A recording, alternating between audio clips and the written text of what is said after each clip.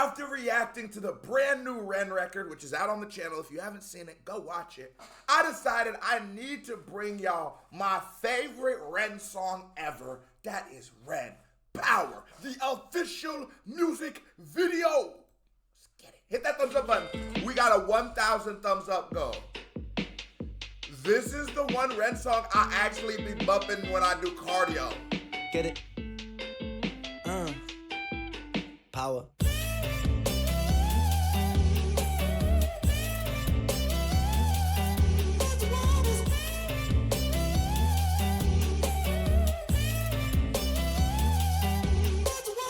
These kids don't play my shit, I never had a top 10. Maybe it's cause I sing about violence and depression. They say don't blame these kids, just... Hey, you know what? Is that nigga wearing blush? But the thing... the blush, the shit y'all put on the cheeks, right? Is that blush? That nigga, I think that nigga blushed up a little bit. Am I tweaking? He blushed up just a smidgen? What I will say, though, is the one thing I like about this is it feels like a fuck you. It feels like Ren is just like, man, this is who I am. I don't gotta be the top 10 artist. That might not be my fate. There we go. Getting the dipper back in focus. That might not be my focus, but I'm gonna maintain being myself. And the sample to me reminds me of like, get high like bitches, get high like flames. Like that vibe, all I wanna do is, it just makes me, reminds me of that era of music, which to me was a very fun era. That middle school. These kids don't play my shit, I never had a top 10. Maybe it's cause I sing about violence and depression. They say don't blame these kids, just focus on yourself, friend. Well, if they don't like what I'm doing now, then fuck them. Don't trip, I up the ante, learning licks like John Frusciante, smoking spliffs and popping candy, idolizing Sid and Nancy. Woo! Rock and roll in my soul, bumping that King Cole on the dole, fish and chips and games consoles, council house and violent flow. But life went sweet at home. Mum and dad took a trip and they split shalom. What will be, but me, I hate to see my mum alone. Late night cry. And with everything going on too, I don't think I've ever even noticed that part of this song. Cause like when I'm running, you know, I'm a big nigga, man. I'm just gasping for air, and I really just like the hook, and that it's called Power. And I just be like, yeah, bitch, I'm gonna keep going, ho. But I didn't even realize he talks about his parents breaking up. And I like this. I speak of the power of hip hop and the importance of just being who you are and being authentic and establishing who you are and being unapologetically yourself. People are not gonna like you in this world. That's just how it is. And the more and more people see you, if I do a YouTube video and it gets 1 million views, I just know that means I get 10,000 people who don't like me. Opposed to if it gets 100 views, I'll get like 10 new people who don't like me. That's just how the shit goes. And if you live for those 10,000, you miss out on the other 990,000 of the million, which hopefully this video gets to 1 million. Hit that thumbs up button. And so fuck those people who don't like you. I fuck with the people who do. I rock with the people who do. I always try to be one of the people who is accessible to my audience to some degree, you know, especially if I like get to know you. The best way for me to get to know you is join a live stream. That's how I know whether you one of them weirdos that'll pop up in my driveway. And Get so high to try to silence sounds of fighting through the walls. I heard love dying, so I focused on my. That's what it was. He said through the walls he heard love dying, so he focused on his power. Try to silence sounds of fighting through the walls. I heard love dying, so I focused on my. That's what it was. And I think divorce is so normalized, you know. Everybody knows somebody that got divorced. Everybody has a friend that got divorced. But I just think as like mammals, right? Is that something that we're ready for? Like, is that something we're like? Because I don't think we lived in isolation. I'm pretty sure we're like somewhat of pack animals, right? Can someone just like not the pack splitting up? Like, I just don't think that's normal. If it's a normal thing for our brains to deal with, if you have two dogs that are around each other every day and one of those dogs leaves, the other dog becomes really depressed. So that tells you that's just like on a very fundamental level, we get used to what we're supposed to get used to. And I think for kids, especially dealing with divorce, I feel like niggas don't really talk about that. But that shit really is a traumatic event. It's just a very normalized traumatic event. I had a homie, and when that nigga's, we did dumb shit as kids. We drank, we did some of the shit Rand was talking about, right? And when his parents got divorced, we were 10th grade. Oh my God, nigga took it to the next level. And we was already the kids who was throwing keggers and shit. Homie took it to such a next level that it got to the point where we couldn't even be like around bro. And bro spiraled, and he got his life somewhat together now. But at the time, we looking at him just, man, stop being a pussy, get over it, da-da-da-da-da-da. But, man, you never, as I get older, I'm like, clearly that shit did something to that nigga. That it respectfully ruined the rest of his life, at least the trajectory he was on.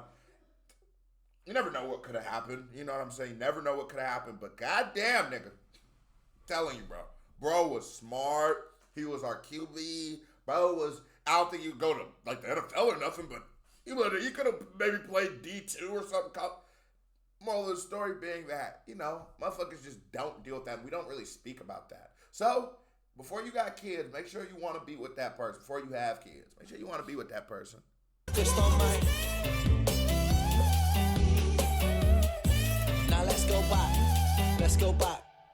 These kids don't play my shit, I never had a gold plat. My style is old school, but I swear this ain't a throwback. I put my visions into like, you feel him? He talking about his drip and shit. Like, when do you hear Rand talking about his drip, nigga? On a dope track to understand the place I'm coming from. Let's go back. When I was 16, I was a sick teen. I was a victim of my head. I was just 16. When I was 16, I was a sick teen. Look at the wordplay. When I was 16, I was a sick teen, falling victim to the, oh, okay, nigga, okay. My visions into rhythms on a dope track to understand the place I'm coming from. Let's go back. When I was 16, I was a sick teen. I was a victim of my head. I was just 16, up in the kitchen, racking up lines till my nose bled. 16 in an affliction, in an addiction with my dread. I was just 16, I was quite sick then. I was a prick then, I was a pleb, but... Homie was addicted to that powder too. My nigga Rand bit the, I hope everybody prays for Rand. I do. I said it in the other video and I might not have articulated it in the right way, but I just feel like artists give so much to people. And that goes for anybody who entertains you because there's an art to it. They give a lot, man. Especially somebody like RENS. Look at the catalog, look at the live streams. He's given a lot to people. And I'm sure there's people in his audience who, in the reaction communities, people who started channels off this nigga, who, you know, made a living off this guy. There's niggas who blew their channel up off of him. There's people who have used his music to get them through dark times. There's people who are using their music to keep them going every day. Trust me, I talk to niggas in the DMs. I read comments. Come on. I know it get real over here. That's why I be telling Rand, I be saying to Rand, you know you hold a sort of higher place with your fans than most people. Most people you don't do for their fans what you do for them. So, okay. With all that being said, hold on. With my dread, I was just 16. I was quite sick then. I was a prick then. I was a pleb, but fuck. I ain't gonna lie. Me getting out of focus lost my whole point. Don't do drugs, kids. I think that's what I would, nigga. What the fuck would I talk about? Dread, I was just 16. I was quite sick then. I was a prick then. I was a pleb, but fuck it. We're all misguided individuals. Life can suck it. My cup ain't half full, man. I'm filling up the whole bucket. I'll drink my tears so I can drown my sorrow. Sing like I might die tomorrow. Live note for note, I go for broke on every single song I wrote. And every single song I write brings freedom to my weary mind. A healing that you'll only find inside an intricate design of kicks and snares and fat bass lines. I flip the script until I find my... Nah, cause he was rapping in bad songs. Now run the track, run the track.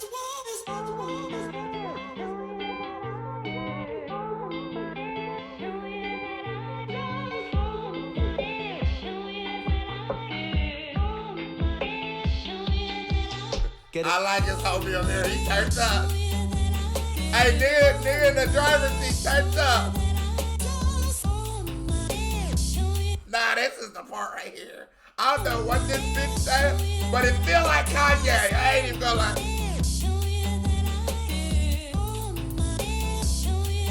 Hey, KBD award for anybody who could tell me what the hell is being said right here.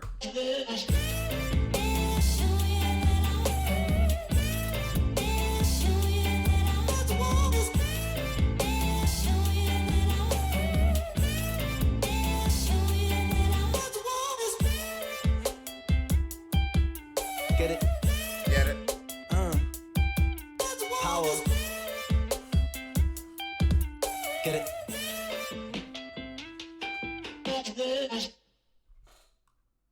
That's a banger. That's a certified vibe check. Comes another reaction by my man here. Pink music video. My man right there. Pow. Click on it. Show me some love. You watch the videos long you didn't hit that thumbs up button. Your host. So stop being a hoe. KBD family. Love y'all. Salute. I'm out of that.